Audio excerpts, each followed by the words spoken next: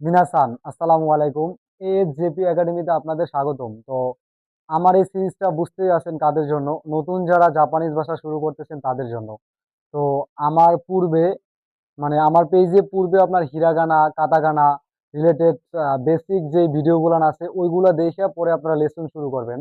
আর এখন আপনি যে যে বিষয়গুলো নিয়ে আলোচনা করবে এগুলো হলো আপনার ভোকাবুলারি বইয়ের লাস্টের যে অ্যাপান্ডিক্স আছে, মানে লাস্টে যেই ভোকাবুলারি গুলো আছে ওইগুলো আমি আপনাদের বাংলায় এক্সপ্লেন করে দিব। তো যদি আমি আপনাদের দেখাই যে লাস্টে কি কি আছে, লাস্টে আছে কি সংখ্যা, তারপর আছে মাস, তারপর আছে দিন, তারপর আছে কি আপনার মিনিট, ঘন্টা, ডেট, বয়স, এই জাতীয় যে ভোকাবুলারি গুলো আছে এইগুলো আমি আপনাদের এখন আলোচনা করে ধাপে ধাপে বুঝাই দিব। আর এগুলো এখন দেওয়ার কারণ হলো কি, আমি আগে কেন দেই নাই, আপনারা বলতে পারেন যে শুরুতে এগুলো কেন দেওয়া নাই। যেহেতু আমি এটা নতুনদের জন্য মানে আমার এই সিরিজটা আপলোড দিতেছি ধারাবাহিকভাবে N5 এর উপর, যত ক্লাস আছে, যত লেসন আছে, যত এক্সাম্পল আছে, যত টেকনিক আছে, সব আমি কি N5 এর জন্য আপলোড করতেছি। এই কারণে আমার মনে হয়েছে যে একটা স্টুডেন্ট যদি 5 লেসন কমপ্লিট করে মানে প্রপার ভাবে, দেখা গেছে আপনি এই 5 লেসনের উপরে বেস করে আপনি জাপানিজ ভাষাটা শিখতে থাকবেন, সামনে যা আসবেন তাও তো পড়বেন, কিন্তু এই 5টা লেসন একবারে প্রপার ভাবে শিখবেন, যাতে এই 5টা লেসনের সিঙ্গেল কোনো শব্দের অর্থ আপনার মাথা থেকে না বের হয় বা আপনার জিগেলের জন্য আপনি সাথে সাথে পারেন। এটার একটাই কারণ ভাই, সামনের লেসনে যখন আপনার সেন্টেন্স মেকিং করতে যাওয়া লাগবো, স্ট্রাকচার রুল যাই বলেন যাই আছে সবকিছুর জন্য আপনার এই 5 লেসন যদি সম্পূর্ণ থাকে তাহলে মোটামুটি আপনি পারবেন। আর যদি 5 লেসন যদি আপনার কমপ্লিট না থাকে তাহলে অনেক জায়গায় কি আপনি আটকাই যাবেন। আর এই 5 লেসন পরেই কেন আমি এই এগুলান দিছি, প্রথমে কেন আমি এগুলান দেই নাই, কারণ একটা স্টুডেন্ট যখন আপনার হিরাগানা কাতাগানা শেখে তারপরেই কিন্তু সে রিডিং বা লিসেনিং বা যাই বলেন এগুলান কিন্তু পড়তে পারবে না বা লিখতে পারবে না। তো এই কারণে আমি আপনার প্রথম 5টা লেসন সম্পূর্ণ আপলোড করার পরে আমি ভোকাবুলারি লাস্টে যে পার্টটা আছে এটা নিয়ে এখন আলোচনা করব, যাতে এইটা পড়তে আপনাদের কোনো প্রবলেম না হয়। আর এই যে আলোচনা বা এই যে ধারাবাহিকভাবে রুলস গুলো আমি একটা পার্টে পার্টে দিব, এগুলো কিন্তু আপনার ভাই শুধু N5 এর জন্য না, N4-এ যান ওইখানেও লাগবে, N3-তে যান ওইখানেও লাগবে। তো ভাই আজকে আমি আলোচনা করব কি নিয়ে, জাপানিজ নাম্বারস নিয়ে। তো জাপানিজ নাম্বার, তো আবারও বলি এগুলো এটা কিন্তু একবারে নতুন স্টুডেন্টদের জন্য ডিজাইন করা হয়েছে। তারপরে যদি ভাই আপনারা এমন কেউ আছেন যে রিভিশন করতে চান বা রিভিশন দিতে চান, সে কিন্তু আমার ক্লাসগুলো ফলো করতে পারেন। যদি আমি নাম্বার দেখি যে 0 থেকে 10 পর্যন্ত কি বেসিক নাম্বার, তো বেসিক নাম্বারের ভিতরে কি জিরো, জিরোর ওরা কি বলে জিরো বা রেই বলে। আর এক রে কি বলে ইচি বলে, দুই রে কি বলে নি বলে, তিন রে কি বলে সান বলে। তারপর দেখেন ভাই এখানে কিন্তু ওরা দুই ভাবে বলে, চার রে বলে, একভাবে বলে ইয়ন, একভাবে বলে সি। তো আমরা এটা ধারাবাহিক ভাবে শিখবো যে কোথায় ইয়ন বসবে কোথায় সি বসবে।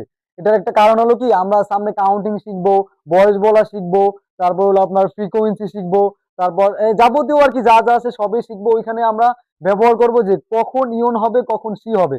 তারপর যদি আমি দেখি গো, মানে পাঁচে ওরা কি বলে গো বলে, ছয়রে কি বলে রোকু বলে, সাতরে কি বলে নানা বলে সিচি বলে। অনুরূপ ভাবে আমি চার যেভাবে বলছি সেম ভাবে আমরা সাতও দেখবো যে কখন নানা হবে কখন সিচি হবে। তারপর যদি দেখি আটে কি বলে ওরা হাঁচি বলে, নয়রে কি বলে কিউ বলে, আর কি বলে কু বলে।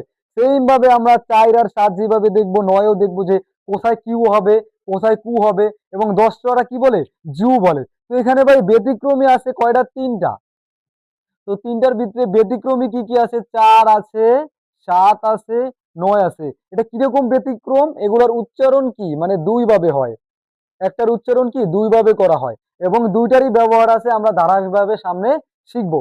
তারপর যদি আমি দেখি কি 2 নম্বরে কি আছে, 11 থেকে 19 পর্যন্ত আমরা কিভাবে বলবো। তো নিচে আমি রেড মার্কে বক্সের ভিতরে একটা জিনিস লিখছি যে 10 প্লাস সংখ্যা, মানে কি জাপানিজরা যেভাবে 10 বলে, এই যে জু বলে, এই জুর সাথে যদি আপনি সংখ্যা মিন্স এগুলো লাগাই দেন, এখানে কি কি আছে দেখেন যে রেই আছে, তারপর ইচি আছে। বেসিক্যালি যদি আমি এখানে ইচি লাগাই দেই তাহলে কি হবে যে জু ইচি, আর জু ইচি মানে কি 11। সেম ভাবে আপনি জু নি লাগাই দেবেন, তাহলে জু নি মানে কি 12। দেখেন জু ইচি 11, জু নি 12, জু সান 13, জু ইয়ন 14, জু গো 15, জু রোকু 16, জু নানা 17, জু হাচি 18, জু কিও কি 19। দেখেন এখানে কিন্তু নানা, হিও, ইয়ন এগুলো কিন্তু বেসিক্যালি প্রথমটা ব্যবহার করা হয়েছে, সিচি তারপর সি তারপর কু, এগুলো কিন্তু এখনো ব্যবহার করা হয় নাই। তো এগুলো ধারাবাহিকভাবে আমরা সামনে আরো অনেক ব্যবহার পাবো, তখন আমরা এটা বিস্তারিতভাবে শিখে নিব। তারপর যদি আমি দেখি যে 20 থেকে 90, 20 থেকে 90 বেসিক্যালি আমরা কিভাবে বলবো? 20 থেকে 90 আমরা বাংলায় কিভাবে বলি? বাংলায় কিন্তু আমরা এরকম বলি যে প্রথম 10 বলি, তারপরে কিন্তু সংখ্যা বলি। কিন্তু জাপানিজরা কি করে? প্রথম সংখ্যা বলে, তারপরে কি বলে? 10 বলে। তো আমি যদি দেখাই যে কিভাবে ওরা বলে যে ওরা ওরা 20 কিভাবে বলছে যে নিজু, মানে এই নিটা কিন্তু 2, নিটা কিন্তু 2, আগে ওরা 2 দিছে, পরে কি 10 দিছে। তো নিজু মানে কত? 20। সানজু মানে কত? 30। ইয়নজু মানে কত? 40। গোজু মানে কত? 50। রকুজু মানে কত? 60। নানাজু মানে কত? 70। হাচিজু মানে কত? 80। হিয়োজু মানে কত?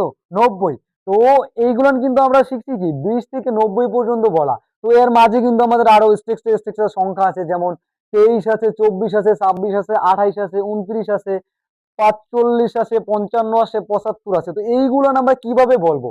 যদি আমি এখানে এগুলোর জন্য সিম্পল কিছু এক্সাম্পল দিয়ে শিখি, দেখেন ওরা 23 কিভাবে বলছে যে নিজু সান, নিজু সান মানে কি? এই যে 20, ওরা প্রথম কি নিজু মানে কি 20 বলছে, পরে এর সাথে কি সান অ্যাড করে দিয়েছে। এইভাবে আসলে আপনি ধারাবাহিকভাবে 100 পর্যন্ত শিখবেন। আমি এখানে কয়েকটা উদাহরণ দিছি, আপনারা কি 100 পর্যন্ত এরকম উদাহরণ উদাহরণ দিয়ে শিখবেন। তারপর কি বলছে যে ইয়নজু, আরে ইয়নজু মানে কত শিখছি আমরা? 40। 40 এর সাথে কি হাঁচি লাগাই দিলে কত হইব আমার? 48। তাহলে কি ইয়নজু হাঁচি অর্থ কি 48। তারপর যদি দেখি আমি নানাজু, নানাজু মানে কত? 70। আর নানাজুর সাথে কি এই পাশে কি বলছি আমরা? গো, গো লাগাই দিলে কত হইব? নানাজু গো মানে কি 75। তারপর হলো কি 99। খিওজু, খিউজু মানে কি 90। আরে খিও মানে কি 9। তো খিউজুর সাথে যদি আমি 9 লাগাতে, তাহলে কত হইব? 99। তো অনুরূপ ভাবে আপনি ভাই 20 থেকে 100 পর্যন্ত বাসায় লিখে প্র্যাকটিস করবেন। পরে আছে কি হিয়াকু, মানে কি 100, মানে কি 100 থেকে 900 পর্যন্ত আসলে জাপানি ভাষা আমি কিভাবে বলবো বা তারা কিভাবে বলে? যদি আমি দেখি এখানে 100 তারা কি বলছে? হিয়াকু।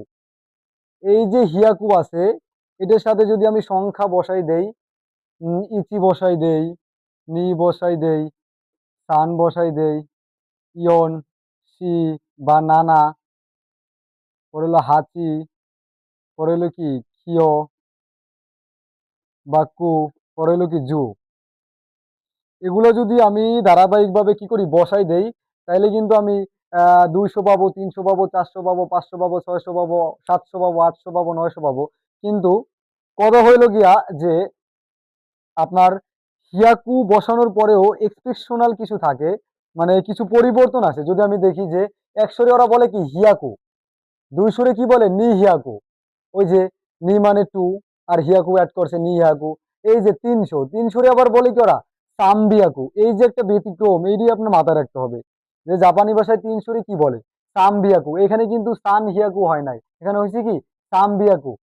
তারপর হলো কি ইয়ন হিয়াকু, এখানে আবার ঠিক আছে, ইয়ন অর্থ 4 আর হিয়াকু অর্থ কি 100, মানে কি 400। পরে হলো কি গো হিয়াকু, গো মানে 5, হিয়াকু অর্থ কি 100 মানে 500।